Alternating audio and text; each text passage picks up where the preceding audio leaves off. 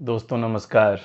दोस्तों, गीता ज्ञान के अंक 2 में हमने ये देखा कि किस तरह से पुण्यों के फल और ज्ञान ही अगले जन्म में हस्तांतरित होता है और सारा धन संपत्ति वैभव यहीं पे रह जाते हैं।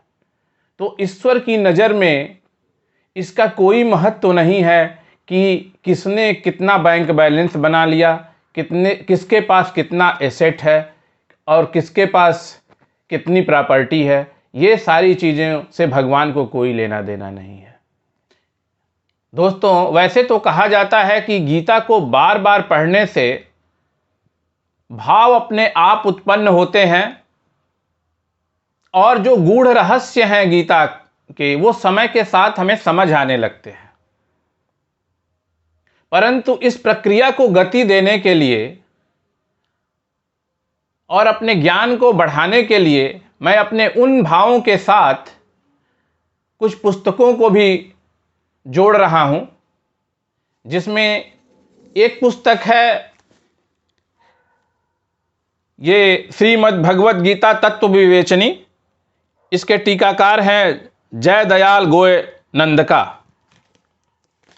देखिए, ये गीता प्रेस गोरखपुर ने इसको छापा है, इसको पब्लिश किया है। तो ये किताब, एक किताब तो ये है जिससे मैं सहायता ले रहा हूँ, और दूसरी किताब है श्रीमद् भगवत गीता साधक संजीवनी। इसको स्वामी राम सुखदास जी ने लिखा हुआ है।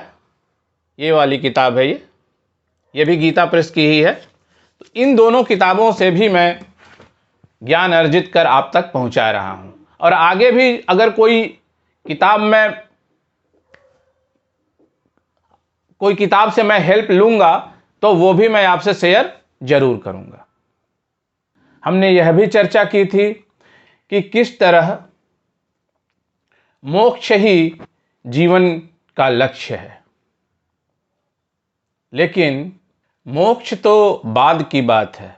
सबसे पहले तो हमें आदर्श जीवन जीने की कला को सीखना है, और इसके लिए हमें अपने कर्तव्य कर्मों को करना है, और वो भी ऐसे कि हम परिणामों की चिंता न करें। अगर हमारे मस्तिष्क में हर वक्त परिणामों का दबाव रहेगा तो तब तो शायद हम कर्म भी ठीक से नहीं कर पाएंगे।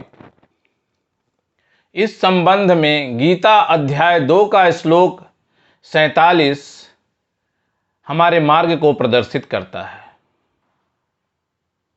श्लोक कहता है, कर्मण्येवाधिकारस्ते मा फलेषु कदाचन मा कर्म फल हेतुर्भुर्म ते संगोस्तविकर्मणि। अर्थात कर्तव्य कर्म करने में ही तेरा अधिकार है, उनके फलों में नहीं। कर्म फल का हेतु मत बन, और कर्म न करने में तेरी आसक्ति भी नहीं होनी चाहिए। भगवान कहते हैं कि कर्तव्य कर्म करने में ही तेरा अधिकार है, यानी कि कर्तव्य कर्म के मामले में भगवान ने हमें पूरी स्वतंत्रता दी है, पूरा अधिकार दिया है। जो भी प्राप्त कर्तव्य कर्म हैं, हमें उनका पालन करना है, उनको करना है। उदाहरणार्थ, यदि कोई चिकित्सक है तो उसका कर्तव्य कर्म है रोगी की सेवा करना, उसको ठीक करना। इसी तरह अर्जुन एक योद्धा थे, तो उनका कर्तव्य कर्म था धर्म रक्षार्थ, धर्म की रक्षा के लिए युद्ध करना और मानव सभ्यता को बचाना। कर्तव्य कर्म करने के मामले में मनुष्य को पूर्ण स्वतंत्रता है। यह आज़ादी किसी और योनि में पैदा हुए जीव जंतुओं को नहीं है। यही नहीं, यह आज़ादी देवताओं तक को भी नहीं है। मनुष्य जीवन के साथ दो बातें जुड़ी हुई हैं, एक तो पुराने कर्मों का फल भोग और पुरुषार्थ। तो ये जो पुरुषार्थ का अधिकार है, ये मानव के लिए एक वरदान है। ताकि मानव अच्छे कर्म करके अपना उद्धार कर ले। प्रारब्ध के कर्मों के अनुसार ही मानव सुख और दुख झेलता है। प्रारब्ध पिछला जन्म नहीं, बल्कि पिछले अनेक जन्मों के क्रम को प्रारब्ध कहते हैं। तो उन जन्मों में जो हमने पाप और पुण्य किए हैं, उसी के अनुसार हमारा यह जीवन चलता है। अगर मनुष्य इन परिस्थितियों का सदुपयोग करे तो ये परिस्थितियां उसके उद्धार का कारण बन सकती हैं। सुखदायी परिस्थिति का उपयोग है लोगों की सेवा करना, दान करना, मदद करना, और दुखदायी परिस्थिति का सदुपयोग यह है कि सुख करने की इच्छा का त्याग करना। दुखदायी परिस्थिति में मनुष्य को घबराना नहीं चाहिए, बल्कि यह सोच संतोष करना चाहिए कि प्रारब्ध में जो सुखों के हेतु जो पाप कर्म किए थे, अब वो पाप कर्म धीरे धीरे कट रहे हैं। जीवन में प्रमुख कर्तव्य कर्म के अतिरिक्त सहायक कर्तव्य कर्म भी होते हैं। जैसे कि एक चिकित्सक है तो उसका प्रमुख कर्तव्य कर्म है रोगी के प्राणों की रक्षा करना, उसकी सेवा करना। लेकिन यह कार्य करने के लिए उसके बहुत से सहायक कर्म भी होते हैं। जैसे कि वो अपने आप को स्वस्थ रखने के लिए व्यायाम भी करेगा, अपने परिवार को भी समय देगा, अपना मनोरंजन भी करेगा। परंतु इन कार्यों के दौरान यदि कोई रोगी उसे पुकार करता है कि डॉक्टर साहब मेरी तबीयत बहुत खराब है, आप आ जाइए, तो उसे ये सारे कार्य छोड़ के वहाँ पे अपने रोगी हेतु जाना ही पड़ेगा। तो क्योंकि यही उसका प्रमुख कर्तव्य कर्म है। फिर भगवान कहते हैं कि फलों में तेरा किंचन मात्र भी अधिकार नहीं है।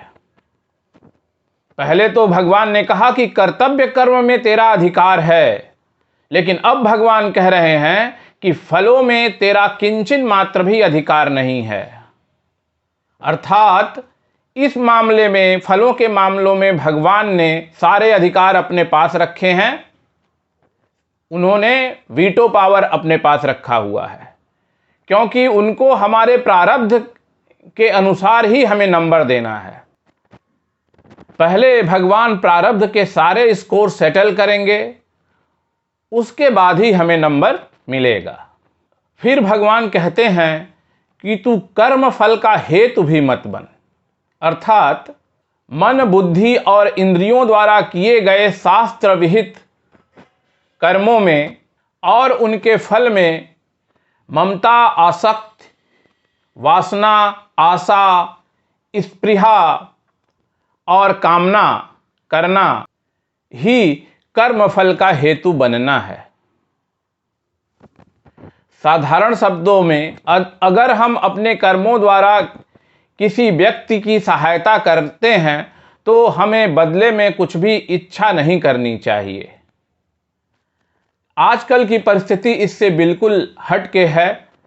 आजकल तो अगर कोई इंसान किसी गरीब को खाना भी खिलाता है तो उसका फ़ोटो सोशल मीडिया पर डाल देता है और वह चाहता है कि यह वायरल हो जाए। अपने द्वारा अगर किसी का हित होता है तो हमें स्वयं को उसका निमित्त नहीं मानना चाहिए। इस प्रकार हम उस फल का हेतु नहीं बनेंगे।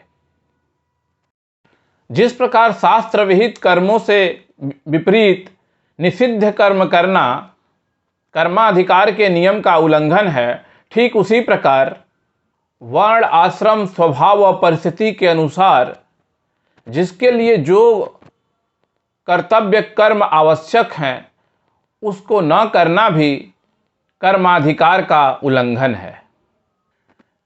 यद्यपि मानव कुछ भी न करते हुए कर्म करता रहता है, क्योंकि कुछ न करना भी एक कर्म है, और वह कर्म है कुछ न करने का कर्म।